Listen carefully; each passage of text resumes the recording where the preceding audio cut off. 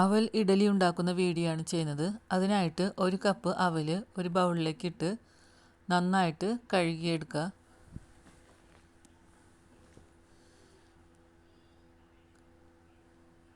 കഴുകിയെടുത്തതിന് ശേഷം ഒരു ബൗളിലേക്ക് അര കപ്പ് റവ ചേർത്ത് കൊടുക്കുക. അതിലേക്ക് ഒരു കപ്പ് തൈര് ചേർത്ത് കൊടുത്ത് നന്നായിട്ട് മിക്സ് ചെയ്തെടുക്കുക.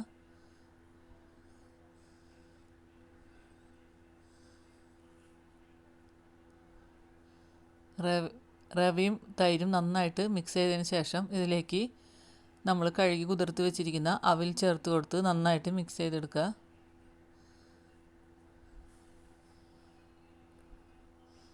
ഇതിലേക്ക് ആവശ്യത്തിന് ഉപ്പ് ചേർത്ത് കൊടുക്കുക. നന്നായിട്ട് ഇളക്കി കൊടുക്കുക. ഇതിലേക്ക് ചതച്ച മുളക് ചേർത്ത് കൊടുക്കുക, 1 ടീസ്പൂൺ. നന്നായിട്ട് മിക്സ് ചെയ്ത് കൊടുത്തതിന് ശേഷം കയ്യിൽ ചെറിയ ബോളുകളായിട്ട് ഉരുട്ടി ഇഡലിയുടെ ഷേപ്പിൽ പരത്തിയെടുക്കുക.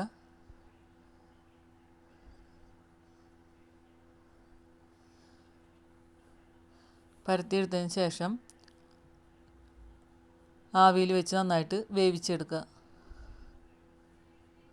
അതിന് ശേഷം ഒരു പാത്രം എടുത്ത് അതിലേക്ക് ആവശ്യത്തിന് എണ്ണ ഒഴിച്ച്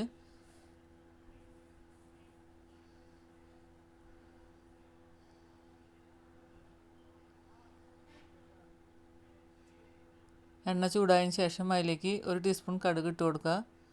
1/4 ടീസ്പൂൺ ജീരകം ചേർത്ത് കടുക് പൊട്ടിയതിന് ശേഷം അതിലേക്ക് കറിവേപ്പിലയും വറ്റൽമുളകും ചേർത്ത് കൊടുക്കുക. അതിന് ശേഷം നമ്മൾ വേവിച്ച് വെച്ചിരിക്കുന്ന അവലിഡലി ചേർത്ത് കൊടുത്ത് നന്നായിട്ട് മിക്സ് ചെയ്യുക.